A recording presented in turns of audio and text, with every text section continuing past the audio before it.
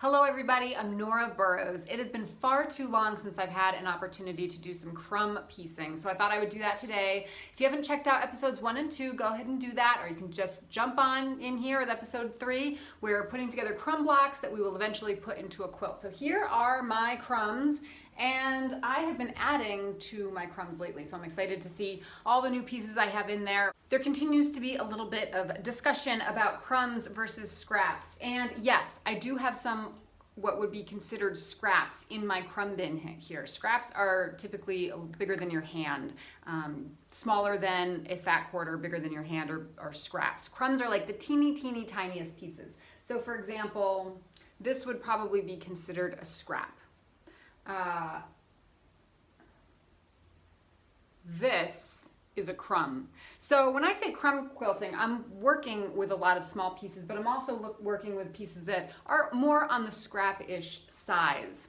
Here's another crumb, a teeny tiny piece. You can see how big it is, right?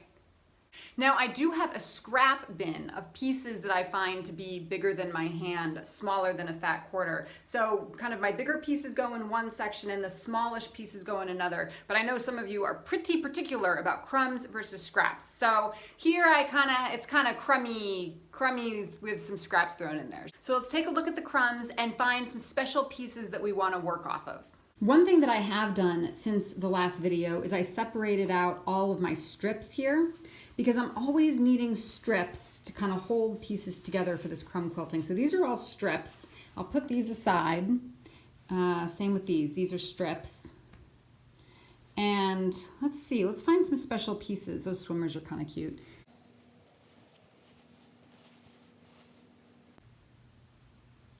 Let's work off of the airplanes. I have 2 airplanes here, so we can work off of these airplanes. So I don't think I can get a full airplane with the seam allowance. Here I could get a full airplane, even with the seam allowance. So I'll put those aside. Let's see what else.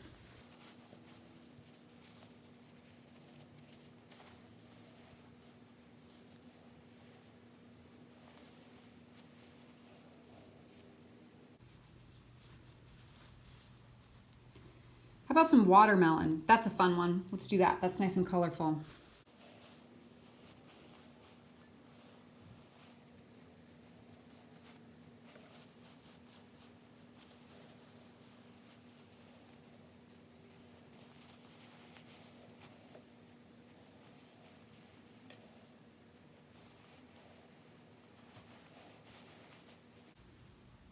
Fish, that'll be fun.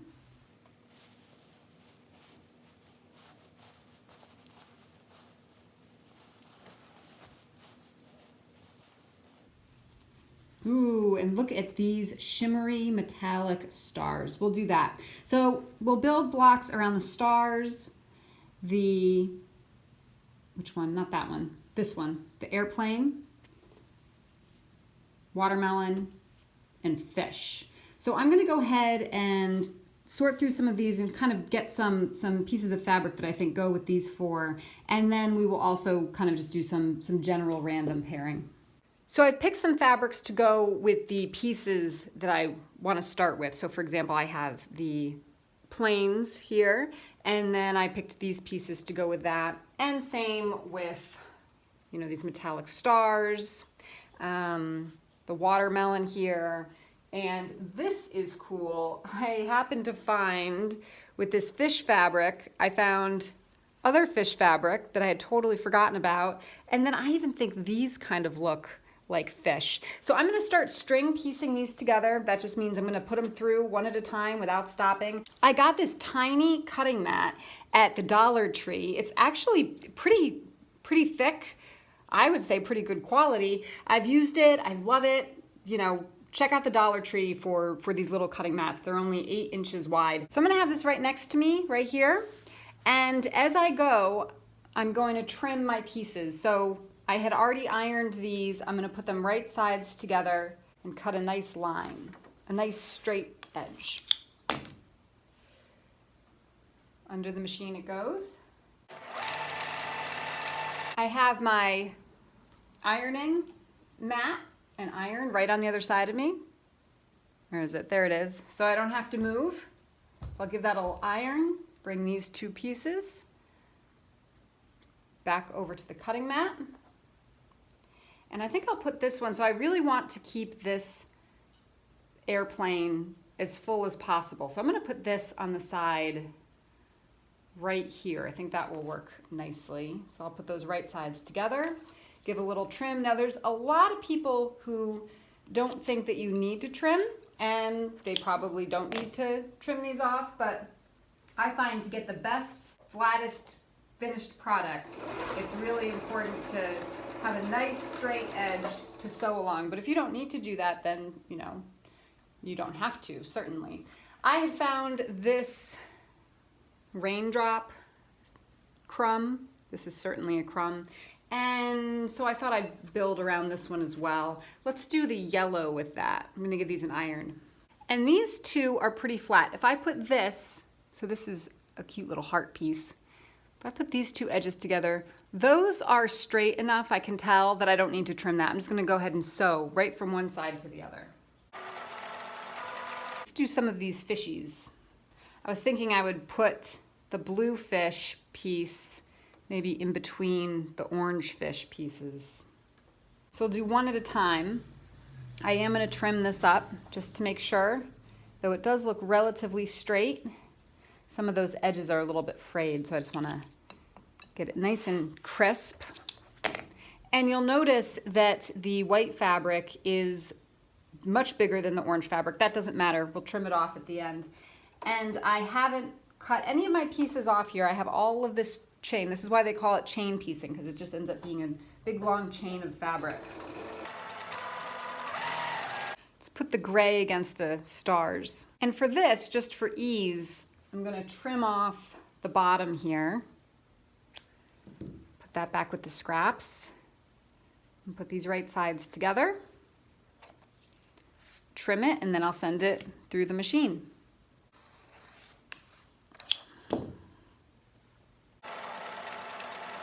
So that's all for the central pieces that I was working around. Now I paired up some that are about the same size, and I'm gonna put those through the machine. How about these two pieces next? Some browns and golds. Putting triangles together is great because you end up with a little square.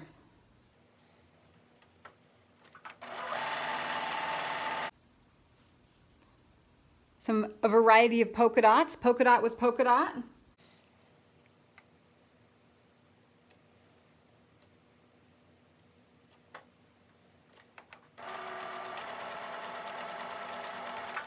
Let's do one more.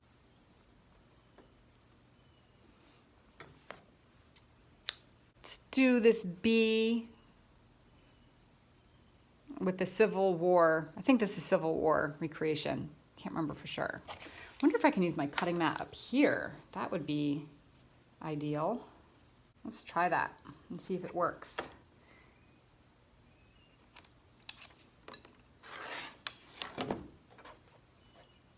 Yeah, it doesn't work up there. I'm changing out my sewing table because since these are small pieces, I don't need so much space, and then that way I can get my cutting mat a little bit closer. You want to be as comfortable as you can when you're sewing, and so if that means stopping and adjusting something, it is well worth it. All right, we'll send this last one under, and then we'll cut our chain apart and iron open our pieces. See what we got here.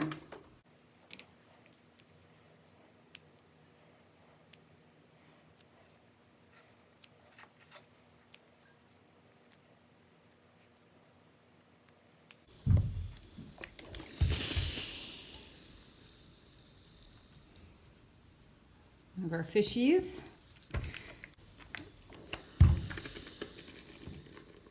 So when I'm ironing these, I press them with the right sides together, and then you flip the top one up. And I try and have the top one be the smaller one.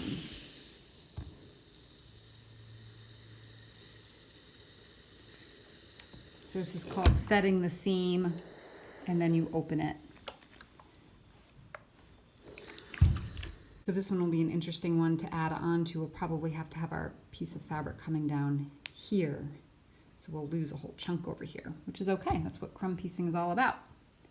Here we have our bees.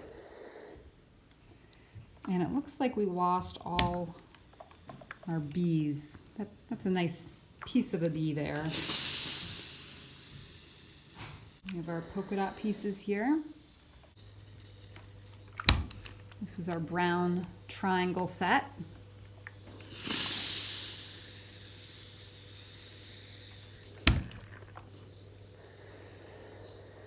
Ooh, it's getting hot.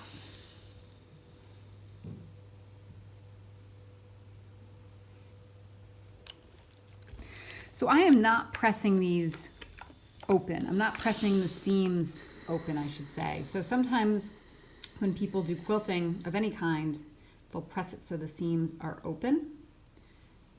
I find it to be a secure hold to have the seams pressed to one side. So you can press it to the right, or you can press it to the left. I'm pressing it to the right. But the reason for that is that if this seam starts to come apart and it's pressed open, you'd be able to see my hand down here.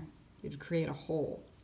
But if you have it pressed to one side and the seam starts to open, it's just the seam on the other side. It wouldn't create a hole, right? Last one, before we start adding more pieces on, is this little red one here. I think this one's gonna be one of my favorites, just this little pop of red. That's adorable.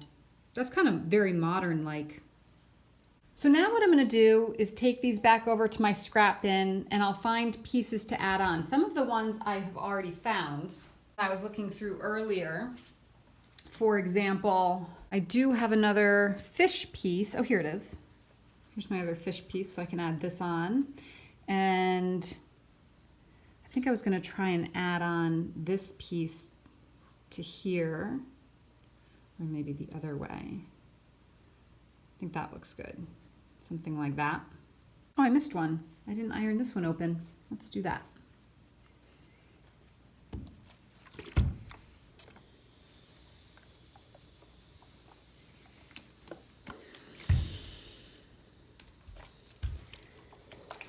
I was gonna put this blue sparkly fabric on the other side there.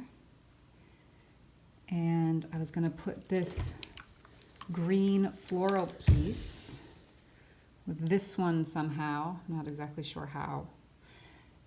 And then the other ones I'll have to find pieces in the bin.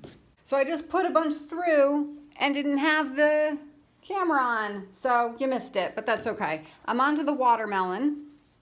I found this fantastic tablecloth looking fabric to go with the watermelon fabric. It couldn't be more perfect. I'm going to put those right sides together and then I'm going to trim off the end with my scissors here just to make it a little bit easier to work with and send it through the machine. So we put these together and these together just a second ago, and now I'm going to put these two pieces to make a 4-piece. They're already trimmed up pretty good, so I didn't need to retrim them. I'm putting this kind of teal piece with the bees.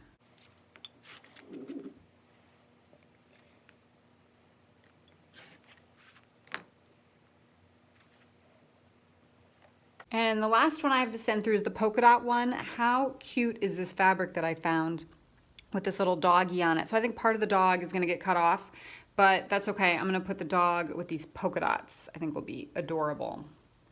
So I'll put right sides together. Let me trim this polka dot one because I don't wanna lose any of the dog. Or as little of the dog as possible.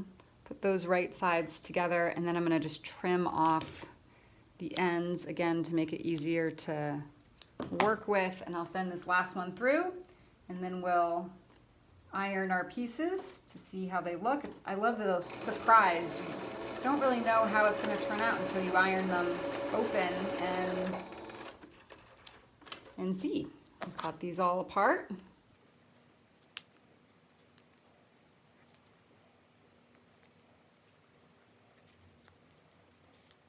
So I've ironed these all open, and we'll take a look. I think they're looking pretty good. I'm really pleased with them. I love that doggy just poking his head out from the seam. It's adorable. And again, the bee kind of doing the same thing. This is a nice larger piece of fabric, and I think what I would do is just kind of cut this right down here, and then I would have two pieces the same, because otherwise if I cut this along here, I kind of lose this piece. Let's go ahead and do that. Here we go. So I just cut that right there. So now I have two nice sized pieces of that. The plain is one of my favorites. I think this is coming out really, really well. I love that. And the fish make me laugh. I don't know if it's depressing that it's like these are the live fish and then these are the dead fish, but I still like it. This is super modern. I think this is just the coolest. Any direction you hold it, it looks different and awesome, especially with these squares over here. And then the pops of gold, kind of half circles, and the red. Love it. This is good. So I'll have another piece here, and then I'll really only be able to see like half the red raindrop and then the teal raindrop. And that's fun. In past videos, we put a bunch of these together.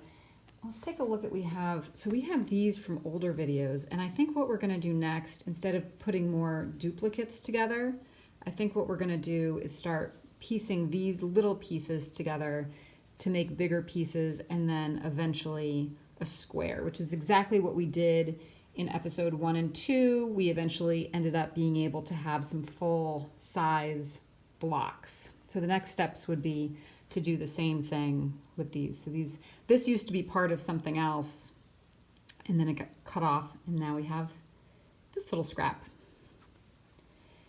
A lot of these are really bright and fun, and some of these, when we made them in the last video, it was putting together just random. So this, you can tell, came off of another piece. It's so close there that what I'll probably have to do is just trim along here, which might even be too small of a seam allowance.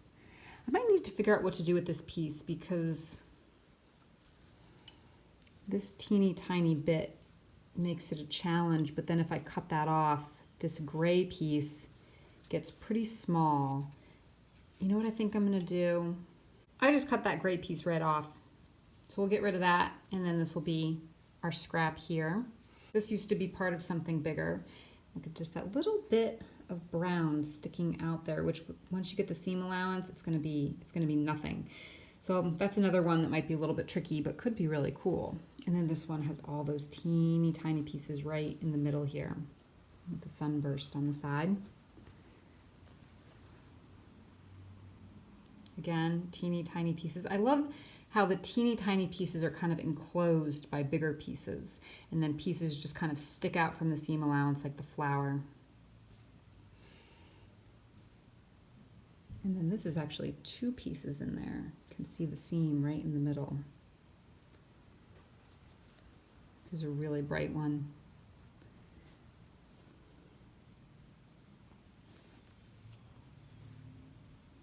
This is one of my favorite fabrics. It kind of doesn't go with the rest of the fabrics around it, but I do love this green, floral green. And the last one, I remember making this one in the last video where I was doing everything random. I was just picking random pieces and putting them together, and even if I didn't feel like they went together, I still sewed them together. And this one really doesn't go together, and I might have to bail and chop this up in some way, but maybe I'll leave it and just let it be different and weird. So between our last episodes and this episode of the crumb quilting, we have made a lot of these little pieces. Next, we will need to put these little pieces together to make bigger pieces, and then those bigger pieces together to make a very large piece, which will be trimmed into a quilt block, just like we did last time in episode 2. So in the next episode, which will be episode 4, we will be putting these pieces together to create larger fabric that we will then square off. So don't forget to subscribe so you don't miss anything. Thanks for joining me, and I'll see you next time. Bye.